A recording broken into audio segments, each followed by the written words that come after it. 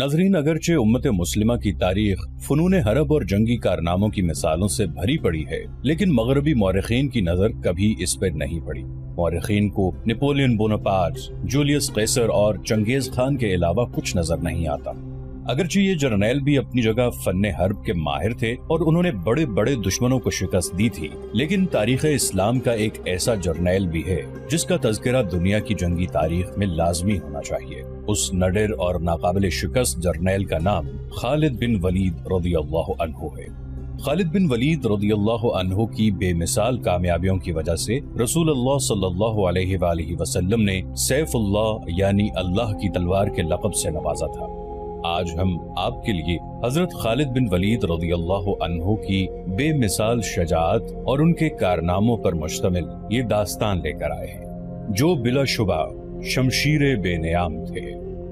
लेकिन नाजरीन, वीडियो में आगे बढ़ने से पहले आपसे दरखास्त है कि हमारे इस चैनल को सब्सक्राइब कर लें और वीडियो के नीचे मौजूद बेल आइकन को जरूर क्लिक कर लें ताकि हमारी नई आने वाली वीडियोस आपके पास बर वक्त पहुंच सकें। वो मुसाफिर अरब के सहरा में अकेला चला जा रहा था। 8 हिजरी के जमाने में अरब का वो इलाका जहां मक्का और मदीना वाक़े है, बड़ा ही खौफनाक सहरा हुआ करता था, जलता और इंसानों को झुलसाता हुआ रेतजार। एक तो सहरा की अपनी सौबतें थीं, दूसरा खतरा रहजनों का था। मुसाफिर काफिलों की सूरत सफर किया करते थे, लेकिन ये मुसाफिर अकेला चला जा रहा था। वो आला नस्ल के जंगी घोड़े पर सवार था। उसकी ज़िरा घोड़े की जीन के साथ बंधी हुई थी। उसकी कमर से तलवार लटक रही थी और उसके हाथ में बर्छी थी। उस जमाने में मर्दों के कद दराज, सीने चौड़े और जिस्म गठे हुए होते थे। ये अकेला मुसाफिर भी उन्हीं मर्दों में से था, लेकिन जिस अंदाज से वो घोड़े की पीठ पे बैठा था उससे पता चलता था कि वो शहसवार है और वो कोई मामूली आदमी नहीं। उसके चेहरे पे खौफ का हल्का सा भी तासुर नहीं था कि रहजन उसे लूट लेंगे, उससे इतनी अच्छी नस्ल का घोड़ा छीन लेंगे और उसे पैदल सफर करना पड़ेगा। लेकिन उसके चेहरे पे जो तासुर था वो कुदरती नहीं था। वो कुछ सोच रहा था, यादों से दिल बहला रहा था या कुछ यादों को जहन में दफन करने की कोशिश कर रहा था। आगे एक घाटी आ गई। घोड़ा चढ़ता चला गया। खासी बुलंदी पर जाकर जमीन हमवार हुई। सवार ने घोड़ा रोककर उसे घुमाया और रकाबों पर खड़े होकर पीछे देखा। उसे मक्का नजर न आया।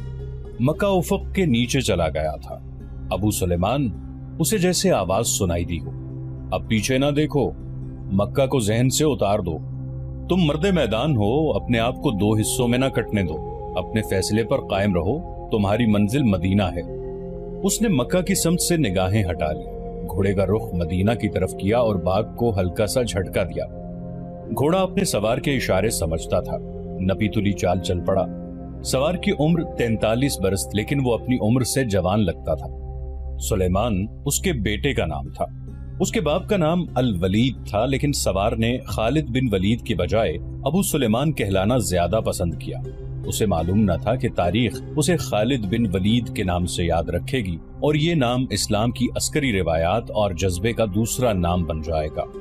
मगर 43 बरस की उम्र में जब खालिद मदीना की तरफ जा रहा था, उस वक्त वो मुसलमान नहीं था। छोटी छोटी झड़पों के अलावा वो मुसलमानों के खिलाफ 2 बड़ी जंगें, जंगे ओहद और जंगे खंदक लड़ चुका था। जब रसूल करीम सल्लल्लाहु अलैहि वसल्लम पर 610 ईस्वी बरोज सोमवार पहली वही नाजिल हुई, उस वक्त खालिद की उम्र 24 साल थी। उस वक्त तक वो अपने कबीले बनु मखजूम की अस्करी कुव्वत का कायद बन चुका था। बनु मखजूम का शुमार कुरैश के चंद एक मुअज़्ज़ज़ खानदानों में होता था।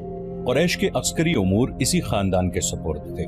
कुरैश खालिद के बाप अल वलीद के अहकाम और फैसले मानते थे। 24 बरस की उम्र में यह हैसियत खालिद को भी हासिल हो गई थी, मगर इस हैसियत को ठुकराकर खालिद अबू सुलेमान मदीने को जा रहा था।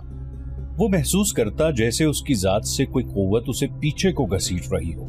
जब वो इस कुव्वत के असर को महसूस करता तो उसकी गर्दन पीछे को मुड़ जाती, लेकिन उसकी अपनी जात से एक आवाज उठती, आगे देख खालिद, तू वलीद का बेटा तो है लेकिन वो मर गया है। अब तू सुलेमान का बाप है, वो जिंदा है। उसके जहन में 2 नाम अटक गए, मोहम्मद रसूलुल्लाह सल्लल्लाहु अलैहि वसल्लम जो एक नया दीन लेकर आए थे, और अल वलीद जो खालिद का बाप और आप सल्लल्लाहु अलैहि वसल्लम के नए दीन का बहुत बड़ा दुश्मन था। बाप ये दुश्मनी वर्षे के तौर पर खालिद के हवाले करके दुनिया से उठ गया था। خالد کے گھوڑے نے پانی کی مشک پر اپنے آپ ہی رخ بدل لیا تھا۔ خالد نے ادھر ادھر دیکھا، اسے گول دائرے میں کھجوروں کے درخت اور صحرا کے جھاڑی نما درخت نظر آئے۔ گھوڑا ادھر ہی جا رہا تھا۔ نخلستان میں داخل ہو کر خالد گھوڑے سے کود گیا۔ امامہ اتار کر وہ پانی کے کنارے دوزانوں ہو گیا۔ اس نے پانی چلو بھر بھر کر اپنے سر پر ڈالا اور 2-4 چھینٹے منہ پر پھینکے۔ اس کا گھوڑا پانی پی رہا تھا۔ خالد نے اس چشمے سے پانی پیا جو صرف انسانوں کے استعمال کے لیے تھا۔ یہ ایک چھوٹا سا جنگل تھا۔ خالد نے گھوڑے کی زین اتاری اور زین کے ساتھ بندی ہوئی چھوٹی سی ایک دری کھول کر جھاڑی نما درختوں کے جھنڈ تلے بچھائی اور لیٹ گیا۔ وہ تھک گیا تھا، تھوڑی دیر کے لیے سو جانا چاہتا تھا، مگر اس کے ذہن میں یادوں کا جو قافلہ چل پڑا تھا وہ اسے سونے نہیں دے رہا تھا۔ اسے 7 سال پہلے کا ایک دن یاد آیا جب اس کی عزیزوں نے محمد رسول اللہ صلی اللہ علیہ وآلہ وسلم کو قتل کرنے کا منصوبہ بنایا تھا۔ اس منصوبے میں خالد کا باپ الولید پیش تھا۔ وہ ستمبر 622 عیسوی کی ایک رات تھی۔ قریش نے رسول خدا صلی اللہ علیہ وآلہ وسلم کو سوتے میں قتل کرنے کے لیے ایسے آدمی چنے تھے جو انسانوں کے روپ میں وحشی اور درندے تھے۔ خالد قریش کے سرکردہ خاندان کا جوان تھا۔ اس وقت اس کی عمر 27 سال تھی۔ وہ حضور صلی اللہ علیہ وآلہ وسلم کے قتل کی سازش میں شریک تھا، لیکن وہ قتل کیے جانے والوں کے گروہ میں شامل نہیں تھا۔ اسے 7 سال پہلے کی وہ رات گزرے ہوئے کل کی طرح یاد تھی۔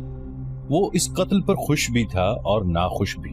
خوش اس لیے کہ اس کے اپنے قبیلے کے ہی ایک آدمی نے اس کے مذہب کو، جو بت پرستی تھی، باطل کہہ دیا اور اپنے آپ کو خدا کا پیغمبر کہہ دیا۔ ایسے دشمن کے قتل پر خوش ہونا فطری بات تھی، اور وہ ناخوش اس لیے تھا کہ وہ اپنے دشمن کو للکار کر آمنے سامنے کی لڑائی لڑنے کا قائل تھا۔ اس نے سوئے ہوئے دشمن کو قتل کرنے کی کبھی سوچی ہی نہیں تھی۔ بہرحال اس نے اس سازش کی مخالفت نہیں کی، لیکن قتل کی رات جب قاتل رسول خدا کو مقررہ وقت پر قتل کرنے گئے تو آپ صلی اللہ علیہ وآلہ وسلم کا مکان خالی تھا۔ وہاں گھر کا سامان بھی نہیں تھا، نہ آپ صلی اللہ علیہ وآلہ وسلم کا گھوڑا تھا، نہ اونٹنی۔ قریش اس امید پر سوئے ہوئے تھے کہ صبح انہیں خوشخبری ملے گی کہ ان کے مذہب کو جھٹلانے اور انہیں اپنے نئے مذہب کی طرف بلانے والا قتل ہو گیا ہے، مگر صبح وہ ایک دوسرے کو مایوسی کے عالم میں دیکھ رہے تھے۔ پھر وہ سرگوشیوں میں ایک دوسرے سے پوچھنے لگے، محمد کہاں گیا؟ رسول خدا صلی اللہ علیہ وآلہ وسلم قتل کے وقت سے بہت پہلے اپنے قتل کی سازش سے آگاہ ہو کر یثرب یعنی مدینہ کو ہجرت کر گئے تھے۔ صبح تک آپ صلی اللہ علیہ وآلہ وسلم بہت دور نکل گئے تھے۔ خالد کے ذہن سے یادیں پھوٹتی چلی آ رہی تھی۔ ذہن پیچھے ہی پیچھے ہٹتے ہٹتے 16 برس دور جا نکلا۔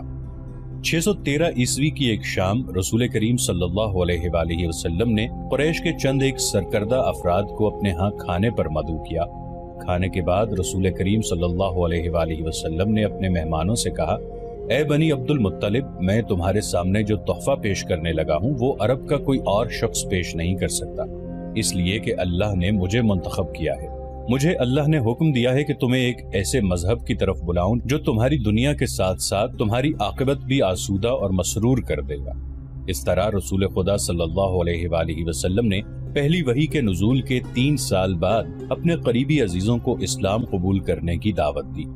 خالد اس محفل میں نہیں تھا، اس کا باپ مدعو تھا۔ اس نے خالد کو مذاق اڑانے کے انداز میں بتایا کہ عبد المطلب کے پوتے محمد صلی اللہ علیہ وآلہ وسلم نے کہا ہے کہ وہ اللہ کا بھیجا ہوا نبی ہے۔ ہم جانتے ہیں کہ عبد المطلب قریش کا ایک سردار تھا۔ الولید نے اپنے بیٹے خالد سے کہا، بے شک محمد کا خاندان اعلیٰ حیثیت رکھتا ہے، لیکن نبوت کا دعویٰ اس خاندان کا کوئی فرد کیوں کرے؟ اللہ کی قسم اور حبل اور عزا کی، میرے خاندان کا رتبہ کسی سے کم نہیں۔ کیا نبوت کا دعویٰ کر کے کوئی ہم سے اونچا ہو سکتا ہے؟ آپ نے اسے کیا کہا ہے؟ خالد نے پوچھا۔ پہلے تو ہم چپ ہو گئے، پھر ہم سب ہنس پڑے، الولید نے کہا، لیکن محمد کے چچا زاد بھائی علی نے محمد کی نبوت کو قبول کر لیا ہے۔ خالد اپنے باپ کی طنزیہ ہنسی کو بھولا نہیں تھا۔ خالد کو 629 عیسوی کے ایک روز مکہ اور مدینہ کے راستے میں ایک نخلستان میں لیٹے ہوئے وہ وقت یاد آ رہا تھا۔ رسول اللہ صلی اللہ علیہ وآلہ وسلم جن کی نبوت کو قریش کے سردار قبول نہیں کر رہے تھے، اس نبوت کو لوگ قبول کرتے چلے جا رہے تھے۔ ان میں اکثریت نوجوانوں کی تھی۔ بعض مفلس لوگوں نے بھی اسلام قبول کر لیا۔ اس سے نبی کریم صلی اللہ علیہ وآلہ وسلم کے حوصلے میں جان آ گئی اور آپ صلی اللہ علیہ وآلہ وسلم نے اسلام کی تبلیغ تیز کر دی۔ آپ صلی اللہ علیہ وآلہ وسلم بت پرستی کے خلاف تھے۔ مسلمان ان 360 بتوں کا مذاق اڑاتے تھے جو کعبے کے اندر اور باہر رکھے ہوئے تھے۔ طلوع اسلام سے پہلے عرب ایک خدا کو مانتے تھے اور پوجتے ان بتوں کو تھے، انہیں وہ دیویاں اور دیوتا کہا کرتے تھے اور انہیں اللہ کے بیٹے اور بیٹیاں مانتے تھے۔ وہ ہر بات میں اللہ کی قسم کھاتے تھے۔ قریش نے دیکھا کہ محمد صلی اللہ علیہ وآلہ وسلم کے جس دین کا انہوں نے مذاق اڑایا تھا وہ مقبول ہوتا جا رہا ہے، تو انہوں نے آپ صلی اللہ علیہ وآلہ وسلم کی تبلیغی سرگرمیوں کے خلاف محاذ بنا لیا اور مسلمانوں کا جینا حرام کر دیا۔ خالد کو یاد آ رہا تھا کہ اس نے اللہ کے رسول صلی اللہ علیہ وآلہ وسلم کو گلیوں اور بازاروں میں لوگوں کو اکٹھا کر کے انہیں اسلام قبول کرنے کی دعوت دیتے اور بتاتے دیکھا تھا کہ بت انہیں نہ فائدہ دے سکتے ہیں نہ نقصان۔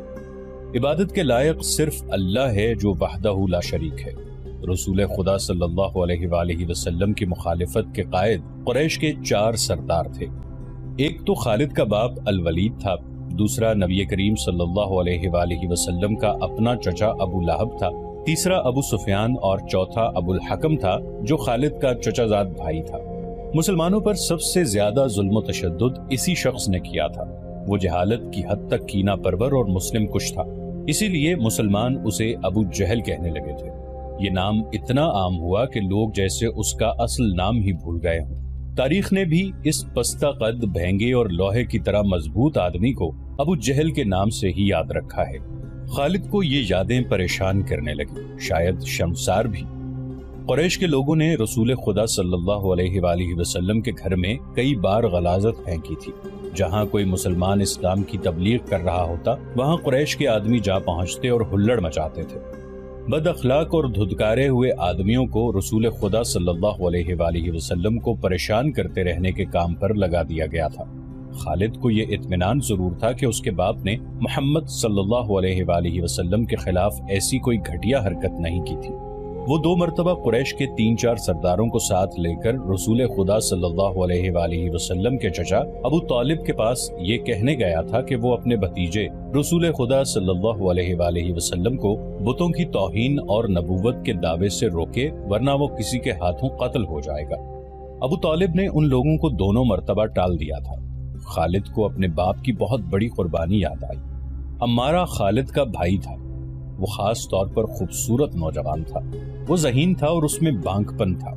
خالد کے باپ الولید نے اپنے اتنے خوبصورت بیٹے عمارہ کو قریش کے 2 سرداروں کے حوالے کیا اور انہیں کہا کہ اسے محمد کے چچا ابو طالب کے پاس لے جاؤ اور اس سے کہو کہ میرا بیٹا رکھ لو اور اس کے بدلے محمد صلی اللہ علیہ وآلہ وسلم ہمیں دے دو۔ خالد اپنے باپ کے اس فیصلے پر کانپ اٹھا تھا، اور جب اس کا بھائی عمارہ دونوں سرداروں کے ساتھ چلا گیا تھا تو خالد تنہائی میں جا کر رویا تھا۔ ابو طالب، سرداروں نے عمارہ کو رسول کریم صلی اللہ علیہ وآلہ وسلم کے چچا کے آگے کر کے کہا، اسے تم جانتے ہو، یہ عمارہ بن الولید ہے۔ تم یہ بھی جانتے ہوگے کہ بنو ہاشم نے، جس کے تم سردار ہو، ابھی تک اس جیسا سجیلا اور عقل مند جوان پیدا نہیں کیا۔ یہ ہم ہمیشہ کے لیے تمہارے حوالے کرنے آئے ہیں۔ اسے اپنا بیٹا بنا کر رکھو گے تو یہ تمام عمر فرما بردار رہے گا، اور اگر اسے اپنا غلام بناؤ گے تو قسم ہے اللہ کی تم پر اپنی جان بھی قربان کر دے گا۔ مگر تم اسے میرے حوالے کیوں کر رہے ہو؟ ابو طالب نے پوچھا۔ کیا بنو مخزوم کی ماؤں نے اپنے بیٹوں کو نیلام کرنا شروع کر دیا ہے؟ کہو اس کی کتنی قیمت چاہتے ہو؟ اس کے عوض ہمیں اپنا بھتیجا محمد صلی اللہ علیہ وآلہ وسلم دے دو۔ قریش کے ایک سردار نے کہا، تمہارا یہ بھتیجا تمہاری رسوائی کا باعث بن گیا ہے۔ اس نے تمہارے آباء و اجداد کے مذہب کو رد کر کے نیا مذہب بنا لیا ہے۔ کیا تم دیکھ نہیں رہے کہ اس نے قبیلے میں آدمی کو آدمی کا دشمن بنا دیا ہے؟ تم میرے بھتیجے کو لے جا کر کیا کرو گے؟ قتل۔ قریش کے دوسرے سردار نے جواب دیا، ہم محمد صلی اللہ علیہ وآلہ وسلم کو قتل کریں گے۔ یہ بے انصافی نہیں ہوگی۔ تم دیکھ رہے ہو کہ ہم تمہارے بھتیجے کے بدلے تمہیں اپنا بیٹا دے رہے ہیں۔ یہ بہت بڑی بے انصافی ہوگی۔ ابو طالب نے کہا، تم میرے بھتیجے کو قتل کرو گے اور میں تمہارے بیٹے کو پالوں گا اور اس پر خرچ کروں گا اور اسے بہت اچھی زندگی دوں گا۔ تم میرے پاس کیسا انصاف لے کر آئے ہو؟ میں تمہیں عزت سے رخصت کرتا ہوں۔ خالد نے جب اپنے بھائی کو اپنے سرداروں کے ساتھ واپس آتے دیکھا اور سرداروں سے سنا کہ ابو طالب نے یہ سودا قبول نہیں کیا تو خالد کو دلی مسرت ہوئی تھی۔ محمد صلی اللہ علیہ وآلہ وسلم کا تم نے کیا بگاڑ لیا تھا ابو سلیمان؟ خالد کی ذات سے ایک سوال اٹھا۔ اس نے خیالوں ہی خیالوں میں سر ہلایا اور دل ہی دل میں کہا، کچھ نہیں، بے شک محمد صلی اللہ علیہ وآلہ وسلم کا جسم طاقتور ہے، لیکن رکانہ بن عبد یزید جیسے پہلوان کو اٹھا کر پٹخنے کے لیے صرف جسمانی طاقت کافی نہیں۔ رکانہ بن عبد یزید رسول کریم صلی اللہ علیہ وآلہ وسلم کا چچا تھا جس نے اسلام قبول نہیں کیا تھا۔ یہ عرب کا مانا ہوا پہلوان تھا۔ نامی گرامی پہلوان آئے جنہیں اس نے ایک ہی داؤ میں پٹخ کر اٹھنے کے قابل نہ چھوڑا۔ وہ وحشی انسان تھا، صرف لڑنا مارنا جانتا تھا۔ خالد کو وہ وقت یاد آنے لگا جب مسلمانوں کو دکھ کرنے والے 3-4 آدمیوں نے ایک دن رکانہ پہلوان کو خوب کھلایا پلایا اور اس سے کہا کہ تمہارا بھتیجا محمد صلی اللہ علیہ وآلہ وسلم کسی کے ہاتھ نہیں آتا، نہ اپنی تبلیغ سے باز آتا ہے، نہ کسی سے ڈرتا ہے، اور لوگ اس کی باتوں کے جادو میں آتے چلے جا رہے ہیں۔ کیا تم اسے سیدھا نہیں کر سکتے؟ کیا تم میرے ہاتھوں اس کی ہڈیاں توڑوانا چاہتے ہو؟ رکانہ نے اپنے چہرے پر مست بحثے کا تاثر پیدا کر کے تکبر کے لہجے میں کہا تھا، لاؤ اسے میرے مقابلے پہ، لیکن وہ میرا نام سن کر مکہ سے بھاگ جائے گا۔ نہیں، میں اس کے ساتھ لڑنا اپنی توہین سمجھتا ہوں۔ اس نے اکسانے والے آدمیوں کی بات نہ مانی۔ وہ کسی پہلوان کو اپنے برابر سمجھتا ہی نہیں تھا۔ مسلمانوں کے دشمن خاموش ہو گئے، لیکن سوچتے رہے کہ رسول خدا صلی اللہ علیہ وآلہ وسلم کو رکانہ کے ہاتھوں گرا کر آپ صلی اللہ علیہ وآلہ وسلم کا تماشا بنایا جائے۔ مکہ کے یہودی خاص طور پر رسول کریم صلی اللہ علیہ وآلہ وسلم کے دشمن تھے، لیکن وہ کھل کر میدان میں نہیں آتے تھے۔ وہ خوش تھے کہ اہل قریش آپس میں بٹ کر ایک دوسرے کے دشمن ہو گئے ہیں۔ انہیں پتہ چل گیا کہ قریش کے کچھ آدمیوں نے رکانہ پہلوان کو اکسایا ہے کہ وہ رسول خدا صلی اللہ علیہ وآلہ وسلم کو کشتی کے لیے للکارے، لیکن وہ نہیں مان رہا تھا۔ ایک روز رکانہ رات کے وقت ایک گلی سے گزر رہا تھا کہ اس کے قریب سے ایک بڑی حسین اور جوان لڑکی گزری۔ چاندنی رات میں لڑکی نے رکانہ کو پہچان لیا اور مسکرائی۔ رکانہ وحشی تھا، وہ رک گیا اور لڑکی کا راستہ روک لیا۔ کیا تم جانتی ہو کہ عورت مرد کی طرف دیکھ کر مسکراتی ہے تو اس کا مطلب کیا ہوتا ہے؟ رکانہ پہلوان نے پوچھا۔ کون ہو تم؟ اس کا مطلب یہ ہوتا ہے کہ عورت اس مرد کو چاہتی ہے، اس جوان لڑکی نے جواب دیا۔ میں سبت بنت ارمن ہوں۔ او، ارمن یہودی کی بیٹی؟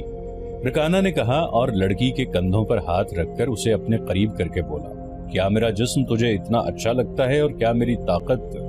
تمہاری طاقت نے مجھے مایوس کر دیا ہے۔ سبت نے پیچھے ہٹتے ہوئے کہا، تم اپنے بھتیجے محمد سے ڈرتے ہو؟ کون کہتا ہے؟ رکانہ نے گرج کر پوچھا۔ سب کہتے ہیں، سبت نے کہا۔ پہلے محمد کو گراؤ، میں اپنا جسم تمہیں انعام میں دوں گی۔ اللہ کے بیٹوں اور بیٹیوں کی قسم، تیری بات پوری کر کے تیرے سامنے آؤں گا۔ رکانہ نے کہا، لیکن تو نے غلط سنا ہے کہ میں محمد سے ڈرتا ہوں۔ بات یہ ہے کہ میں اپنے سے کمزور کے ساتھ لڑنا اپنی توہین سمجھتا ہوں، لیکن تیری بات پوری کروں گا۔ مشہور مورخ ابن حشام نے لکھا ہے کہ رسول کریم صلی اللہ علیہ وآلہ وسلم نے خود رکانہ پہلوان کو کشتی کے لیے للکارا تھا، لیکن دوسرے مورخ ابن الاسیر نے جو شہادت پیش کی ہے وہ صحیح ہے کہ رکانہ نے محمد صلی اللہ علیہ وآلہ وسلم کو کشتی کے لیے للکارا اور اس نے کہا، میرے بھائی کے بیٹے، تم بڑے دل اور بڑی جرت والے آدمی ہو۔ میں یہ بھی جانتا ہوں کہ تم جھوٹ بولنے سے نفرت کرتے ہو، لیکن مرد کی جرت اور صداقت کا پتہ اکھاڑے میں چلتا ہے۔ آؤ میرے مقابلے میں اکھاڑے میں اترو۔ اگر مجھے گرا لو تو میں تمہیں اللہ کا بھیجا ہوا نبی مان لوں گا، اللہ کی قسم تمہارا مذہب قبول کر لوں گا، لیکن یہ ایک بھتیجے اور چچا کی کشتی نہیں ہوگی۔ رسول خدا صلی اللہ علیہ وآلہ وسلم نے رکانہ کی للکار کے جواب میں کہا، ایک بت پرست اور سچے دین کے ایک پیغمبر کی لڑائی ہوگی۔ تو ہار گیا تو اپنا وعدہ نہ بھول جانا۔ مکہ میں یہ خبر صحرا کی آندھی کی طرح پھیل گئی کہ رکانہ پہلوان اور محمد صلی اللہ علیہ وآلہ وسلم کی کشتی ہوگی، اور جو ہار جائے گا وہ جیتنے والے کا مذہب قبول کر لے گا۔ قریش کا بچہ مرد و زن اور یہودی ہجوم کر کے آ گئے۔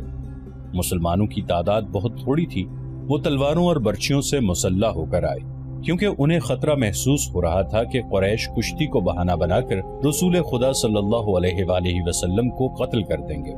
عرب کا سب سے زیادہ طاقتور اور وحشی پہلوان رکانہ بن عبد یزید رسول کریم صلی اللہ علیہ وآلہ وسلم کے مقابلے پہ اترا۔ اس نے رسول خدا صلی اللہ علیہ وآلہ وسلم پر تنزیہ نظر ڈالی اور آپ صلی اللہ علیہ وآلہ وسلم پر پھپتی کسی۔ آپ صلی اللہ علیہ وآلہ وسلم مکمل خاموشی اور اطمینان سے رکانہ کی آنکھوں میں آنکھیں ڈال کر دیکھتے رہے کہ وہ بے خبری میں کوئی داؤ نہ کھیل جائے۔